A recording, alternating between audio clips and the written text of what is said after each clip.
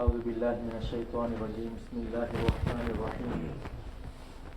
الحمد لله رب العالمين والعاقبة للمتقين والصلاة والسلام على سيد المرسلين. أما بعد فقد قال الله تعالى في القرآن الكريم: أعوذ بالله من الشيطان الرجيم. بسم الله الرحمن الرحيم. وأوصاني بالصلاة والزكاة ما دمت حيا وبرا بوالدتي ولم يجعلني جبارا شقيا والسلام علي يوم ولدت ويوم أموت ويوم أبعث حيا. صدق الله العلي العظيم.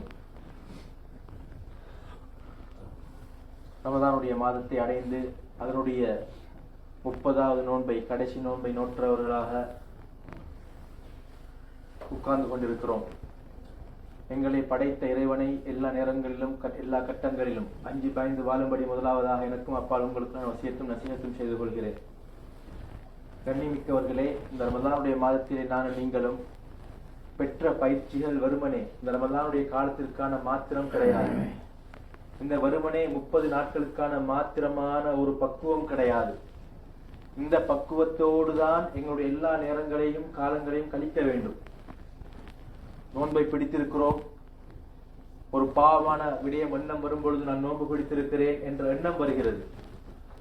இதே எண்ணம் தான் ரமதானுடைய காலம் அல்லாத நேரத்திலும் ஒரு பாவ எண்ணம் வரும் பொழுது என்னிலே அந்த எண்ணம் இது ஒரு பாவமான செயலாக இருக்கிறது, இதனை நான் செய்தால் எனக்கு பாவம் எழுதப்படும் என்ற எண்ணம் எனக்கு வர வேண்டும். வெறுமனே ரமதானுடைய காலத்தில் மாத்திரம் பாவமான காரியங்களை தவிர்த்து விட்டு ரமதானுடைய காலம் முடிந்தவுடனே அந்த பாவமான காரியங்களை திரும்ப செய்வது கிடையாது. இதில் உண்மையான பக்குவம். 5 நேர தொழுகைகளையும் ஜமாஅத்தோடு ரமதானுடைய காலத்தில் மட்டும் தொழுதுவிட்டு சுபுஹுடைய நேரத்தை மட்டும், சுபுஹுடைய தொழுகையை ரமதானுடைய காலத்தில் மட்டும் தொழுதுவிட்டு ரமதானுடைய காலம் முடிவடைந்தவுடன் தூங்குவது கிடையாது. ஒரு உண்மையான முஸ்லிமுடைய பழக்க வழக்கம்.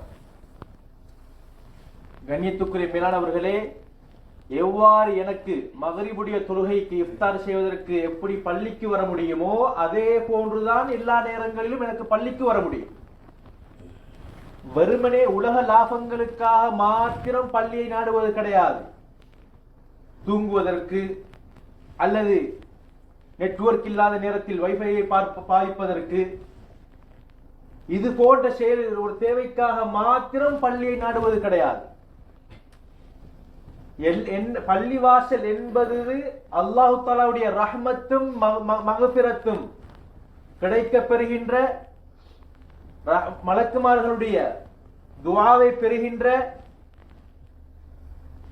இதில் இருக்கும் காலமெல்லாம் வெறுமனே தொழாமல் திக்ர் செய்யாமல் உட்கார்ந்திருக்கும் காலமெல்லாம் நன்மை எழுதப்படுகின்ற ஒரு முக்கியமான இடம்தான் பள்ளிவாசல். எனவே உலக லாபங்களுக்காக வேண்டிய மாத்திரம் பள்ளியை நாடுவது கிடையாது. அல்லாஹ்வுடைய ரஹ்மத்தை, மன்னிப்பை அடைய வேண்டும் என்கிற நோக்கத்தில் 5 நேர தொழுகைகளை இமாம் ஜமாஅத்தோடு தொழுது குர்ஆனை ஓதுவதற்காக, மலக்குமார்களுடைய அந்த துஆவை பெறுவதற்காக வேண்டி நான் நாடி வருகின்ற இடம்தான் பள்ளிவாசல். இது வெறுமனே ரமலானுடைய காலத்தில் மட்டும் நான் பள்ளிவாசலை நாடிவிட்டு இதர காலங்களில் நான் என்னுடைய மனம் சொல்கின்ற போக்கிலே வாழ்ந்தால் நான் வெறுமனே ஒரு நிலைமைக்கு மாத்திரம், சூழ்நிலைகளுக்கு மாத்திரம் பழக்கப்பட்ட ஒரு முஸ்லிமாக இருக்கிறேன். பள்ளிவாசலுக்குள் வந்தால் அமைதி, பாவத்தை தவிர்த்திருப்பது, பள்ளிவாசலை விட்டு வெளியே சென்றால் ஒரு இப்லீஸ் ஷைத்தான் செய்கின்ற வேலையை, குழப்ப வேலைகளை செய்வேனாக இருந்தால் நான் அல்லாஹ்வுடைய ரஹ்மத்தை விட்டு தூரமாக இருக்கிறேன் என்பது பொருள். मेरे प्यारे दोस्तों, हम आज रमजान का महीने के आखिरी रोजा 30 रोजा पकड़ते हुए हम बैठे हुए हैं. हम इस रमजान के महीने में हम कुछ एहतियात से काम लिया. हमारे बंदा, हम सारे अल्लाह के इबादत करते हुए 5 वक्त बाजमात मस्जिद में अदा किया. और इस तरह अगर हमको गुनाह का एक सोच आया, हमारे दिल में हमको सिक्र आ रहा है ये गुनाह है, रमजान के महीने में हम ये नहीं करना है, आप रोजा पकड़ते हुए हैं, آپ اس گناہ کو آپ نہیں جاؤ. اس طرح ہمارا دل ہم کو سگنل دے رہا ہے. اسی طرح یہ رمضان کا مہینہ ختم ہونے کے بعد ہمارا زندگی رمضان والا زندگی بن جانا ہے. میں کس طرح رمضان کے مہینے میں گناہ نہیں کیا, اسی طرح رمضان کے مہینے کے بعد بھی میں گناہ نہیں کروں گا. جماعت با جماعت میں نے رمضان کے مہینے میں صبح نماز ادا کیا. اسی طرح میں رمضان کے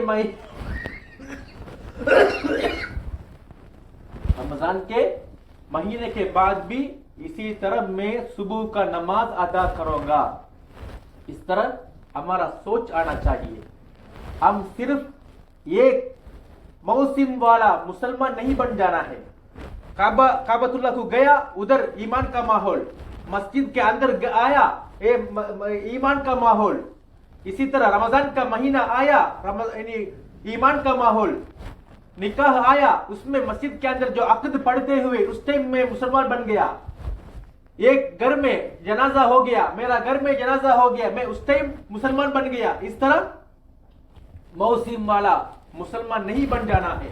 ہر ٹائم مسجد کے اندر بھی میں ایمان کا ماحول, مسجد کے بعد مسجد کے باہر بھی میں ایمان کا ماحول. اس طرح میرا دل ایک ہر ٹائم اسلام کا سوچ میں اللہ کا ڈر ہمارا سامنے رکھتے ہوئے, ہم کو ہر بندے کو موت آئے گا, یہ کس ٹائم آئے گا ہم کسی کو نہیں پتا. اس طرح سوچ میں زندگی گزارنا چاہیے.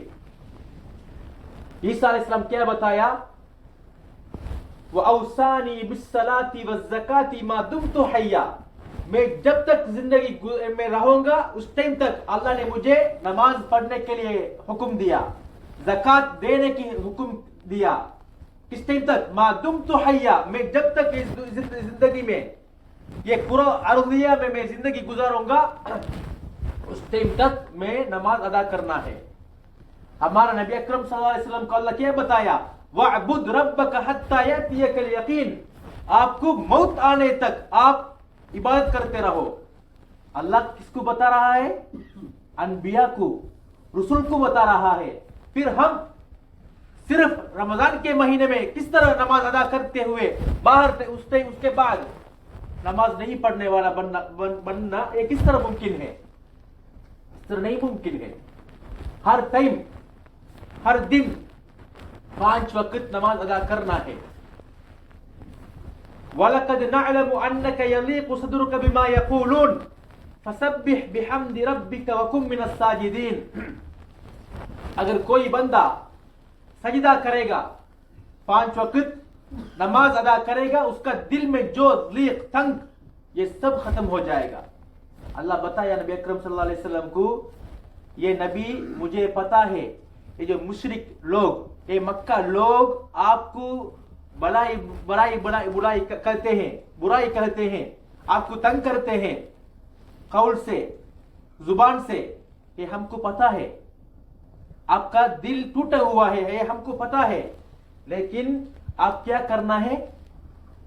میرے لیے مجھے ذکر کرو, اسی طرح سجدہ کرو.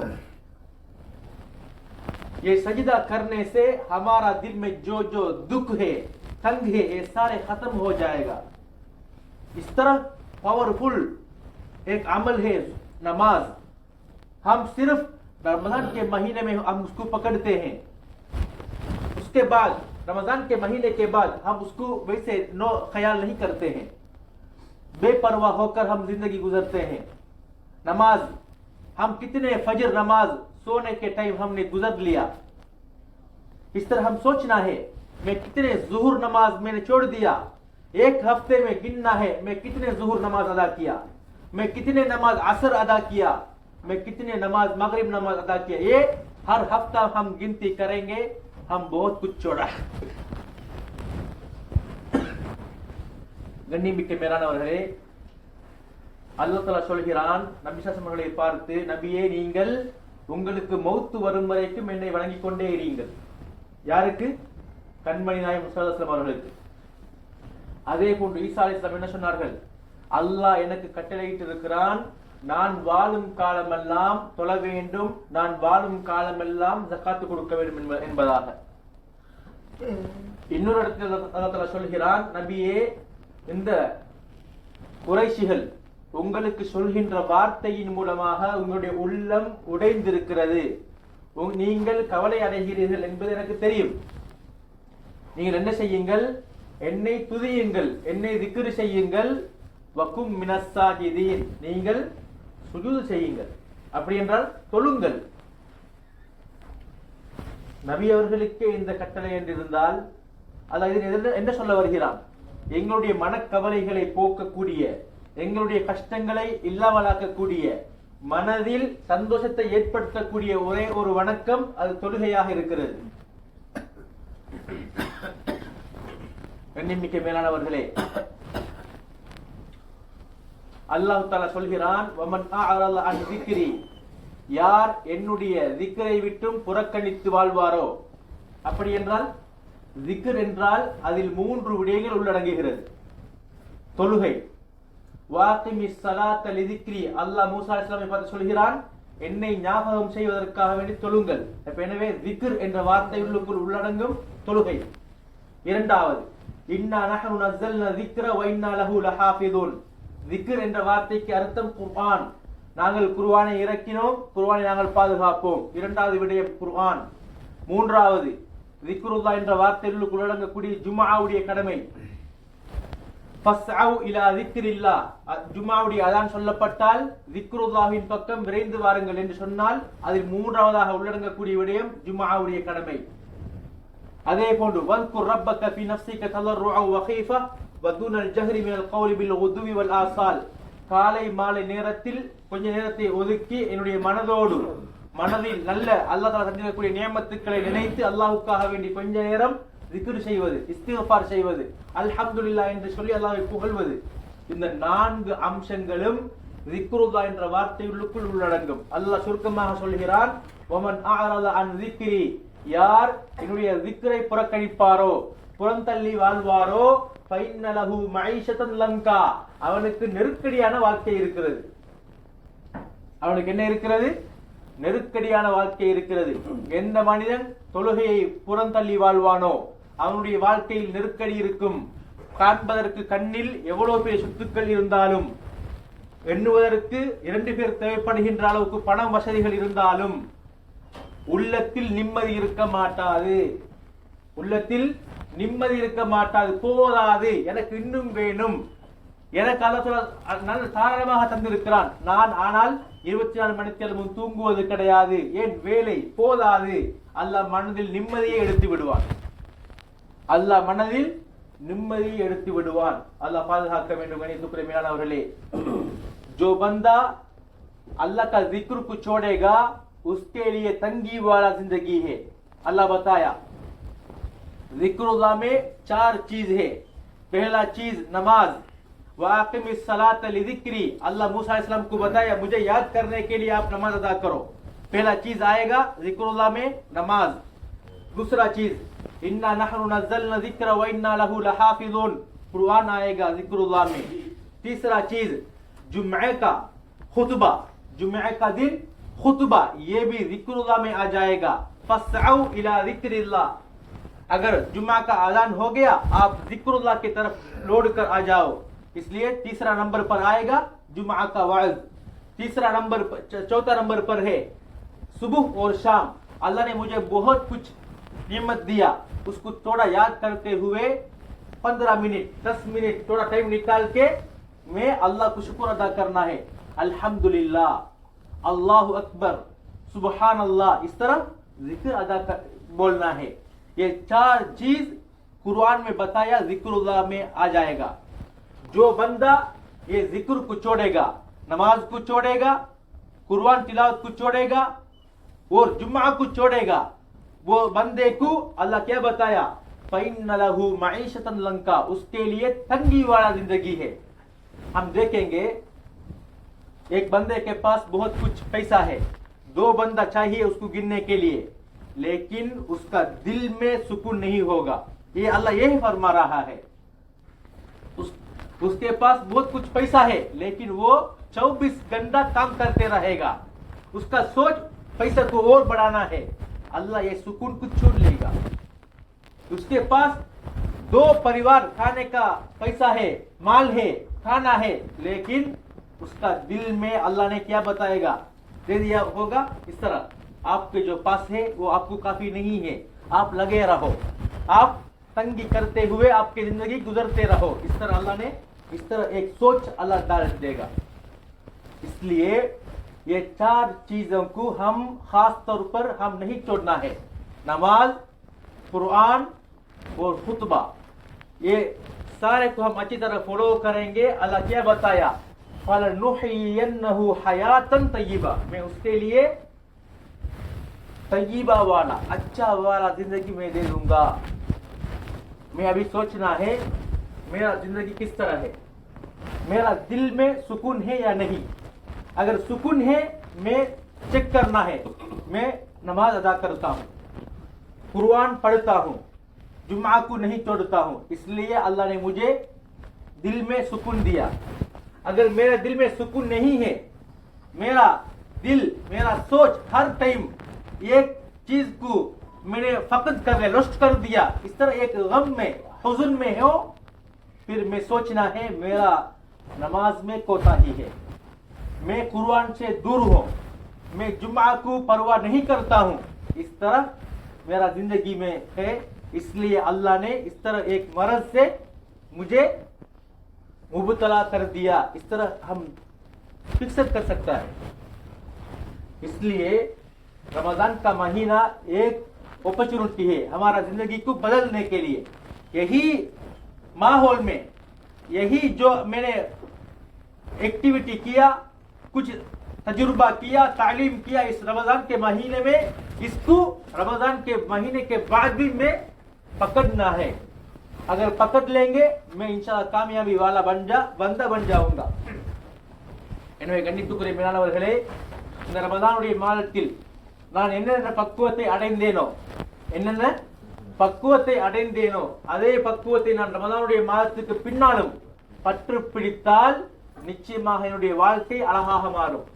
என்னுடைய வாழ்க்கையில் நெருக்கடி இருக்கிறதா, நஷ்டம் இருக்கிறதா, நான் ஏதோ ஒரு பொருளை துளைத்தது போல நான் வாழ்ந்து கொண்டிருக்கிறேனா, என்னுடைய மனதில் அந்த கவலை இருக்கிறதா, நான் வழங்கிக் கொள்ள வேண்டும். தொழுகையில் பொடுபோக்காக இருக்கிறேன், குர்ஆனுடைய வாழ்க்கையை விட்டு நான் தூரமாக இருக்கிறேன், ஜும்மாவுடைய கடமையில் எனக்கு பக்குவம் கிடையாது என்பதை எனக்கு இந்த உலகத்திலே எனக்கு முடிவெடுத்துக் கொள்ளலாம்.